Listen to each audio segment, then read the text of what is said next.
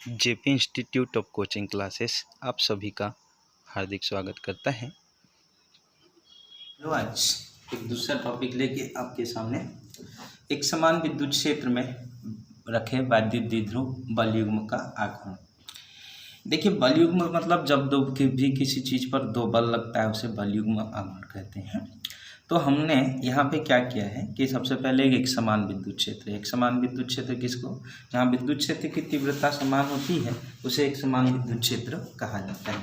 तो इसमें एक वैद्युत द्विध्रुव को हमने यहाँ पर रखा है -Q और +Q, एक थीटा एंगल पर रख दिया है। जैसे ही यहाँ पे रख देंगे तो यहाँ पे एक बल लगेगा। क्या बल लगेगा? QE, बिकॉज आप ये जानते हैं F = QE या फिर E आप ये भी जानते हैं कि F/, कितना होता है Q। तो ये QE बल क्या करेगा, उसको समांतर लाने का प्रयास करेगा। जो यहाँ पे ये जो टेढ़ा है वो टेढ़ा को सीधा करने का क्या करेगा, प्रयास करेगा। तो यहाँ पे ए भी एक वैद्युत द्विध्रुव है ना, जैसा कि मैं यहाँ पे लिखा हूँ ए भी एक वैद्युत द्विध्रुव है।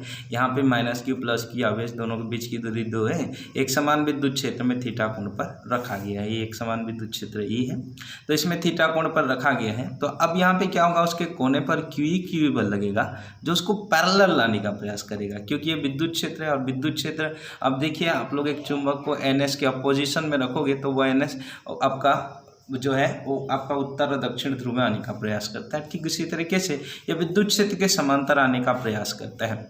अब देखिए, बल युग्म मतलब दोनों साइड से बल लगा। ये इधर आपका क्या लगेगा, एक बल इस साइड लगेगा और एक बल इस साइड। लेकिन यहाँ पे एक चीज़ मान लिया जाता है कि जैसे एक यहाँ पे एक स्क्रू है, ऐसा आप मान के चलिए कि एक ठो यहाँ पे स्क्रू है ना। अगर ये स्क्रू ऐसा लगा हुआ है ना, तो यहाँ पे वो वाला कैसा आएगा, सीधा सीधा। तो एक जगह को यहाँ पे स्थिर मान लिया जाता है और यहाँ पे जैसे इस चीज़ को छोड़ दोगे तो ये आपका उसके आके पैरेलल हो जाएगा और इस पॉइंट को हम लोग क्या बोलेंगे, C। अब चूंकि ये वो थीटा है तो ये थीटा है और ये एक आपका क्या होगा, 90 डिग्री। तो हम लोग ये मान के चलते हैं कि ये वाला नोड जो है वह स्थिर है, तो वहाँ पे आपका क्या होगा, वो प्लस जो है वो सीधा पैरेलल आ जाएगा। अब एक दूसरे के विपरीत कार्य करता है तब विद्युत क्षेत्र समांतर लाने का प्रयास करता है। वही मैं बोला कि दोनों साइड समांतर लाने का प्रयास करेगा और इसे प्रत्यानयन बल युग्म कहते हैं। जब विरूपक बल लगाते हैं तो उसका अपोजिशन में जो बल लगता है उसे प्रत्यानयन बल युग्म कहा जाता है। तो प्रत्यानयन बल युग्म एक बल गुणा दोनों के बीच की दूरी। अब एक बल जो है जनरली मैंने आपको यहाँ पे QE यहाँ पे कहा, तो QE और दोनों की जो बीच की दूरी है, ध्यान दीजिएगा, यहाँ से लेकर यहाँ तक ये वाला भाग वो आपका ट्रैवल करेगा AC यहाँ पे होगा। अब यहाँ पे देखिए AC हो गया, उसके बाद यहाँ पे क्या होगा, QE। और AC को हम लोग कैसे निकालेंगे, तो AC निकालने के लिए देखिए इस डायग्राम में आपका साइन थीटा बराबर लंब बटे कर्ण, लंब हो जाएगा AC और कर्ण होगा AB।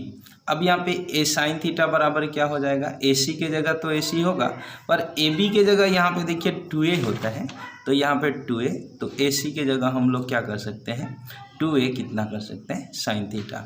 तो यहाँ पे इस AC के जगह हम लोग क्या रखेंगे, 2A साइन थीटा का वैल्यू रखेंगे। तो टाउ इक्वल्स टू आपका क्या होगा, Q × 2A इंटू क्या होगा, E और साइन थीटा। एक चीज़ आप लोग जानते हैं, यहाँ पे जो वैद्युत द्विध्रुव आघूर्ण P बराबर होता है Q × 2A होता है, तब यहाँ से टाउ बराबर जो होता है इसके जगह पे आपका क्या आएगा, P और E और क्या होगा, साइन थीटा। तो इसे कहा जाएगा वैद्युत द्विध्रुव बल युग्म आघूर्ण। मतलब आपको थीटा कोण जो यहाँ पे जो था वो घूमने में इतना आपका बल युग्म आघूर्ण होगा। अब यहाँ पे स्थिति हम लोग बोल सकते हैं theta = 0 degree, theta = 0, theta 90, theta = कितना, 180 डिग्री। ठीक है, साइन 0 का वैल्यू 0 होगा, साइन 90 का वैल्यू कितना होगा, 1 होगा, और साइन कितना होगा, 180 का वैल्यू भी कितना होता है, 0। तो टाउ = आपका क्या हो जाएगा, यहाँ पे बल युग्म आघूर्ण क्या होगा, 0 होगा।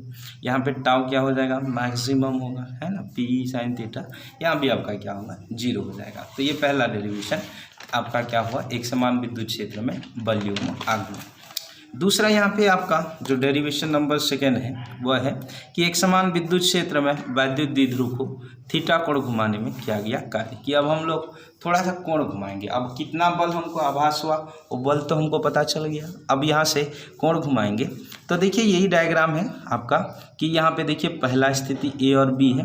अब मेरे को क्या करना है, ये समांतर है तो मैं इसको थीटा कोण क्या करूँगा, घुमाऊँगा। तो थीटा कोण घुमाऊँगा तो मेरे को अब कितना बल अनुभव हो गया। अब जितना भी बल मैं, जैसे कि आप जानते हैं कि अगर 1 किलोमीटर में कितना पेट्रोल खत्म होता है तो जितना किलोमीटर जाओगे उतना खत्म होगा। तो मैं पहले क्या करता हूँ, 1 किलोमीटर मतलब अल्प का निकालता हूँ, फिर उसके बाद समाकलन कर देने से संपूर्ण का मिल जाएगा, है ना। तो यहाँ पे क्या करते हैं, देखिए डायग्राम वही है। माना एक आपका क्या होगा, विद्युत क्षेत्र में एक समान विद्युत क्षेत्र में इस प्रकार रखा जाता है कि वह आपका समांतर हो। अब देखिए इससे पहले हम लोग क्या करते हैं कि इस पर जो लगने वाला बल था वो P क्या था, साइन थीटा था। अब मैं क्या करता हूँ कि अल्प के लिए निकालता हूँ, मान लेते हैं इसको पहले ना थोड़ा अल्प कोण घुमाते हैं। तो अल्प कोण घुमाएंगे तब क्या गया कार्य, चलिए आप जानते हैं कार्य बराबर क्या होता है, बल गुणित क्या होता है, विस्थापन हो जाता है। अब बल कितना है ना, बल आघूर्ण कितना आया, आप देख सकते हैं यहाँ पे PE और कितना साइन थीटा, और विस्थापन कितना होगा d थीटा। अब वैद्युत द्विध्रुव को हम लोग क्या करेंगे, θ1 से जितना एंगल से कितना घुमाना चाहते हो, है ना। तब क्या गया कार्य, तब यहाँ θ1 से कितना होगा θ2, और ये आपका क्या होगा P साइन थीटा और इंटू कितना d थीटा।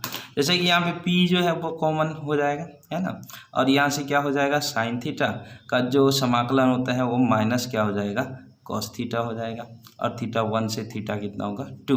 तो यहाँ माइनस सामने निकाल दोगे, है ना, तो यहाँ पे क्या होगा कॉस थीटा और आपका क्या होगा θ1 से θ2।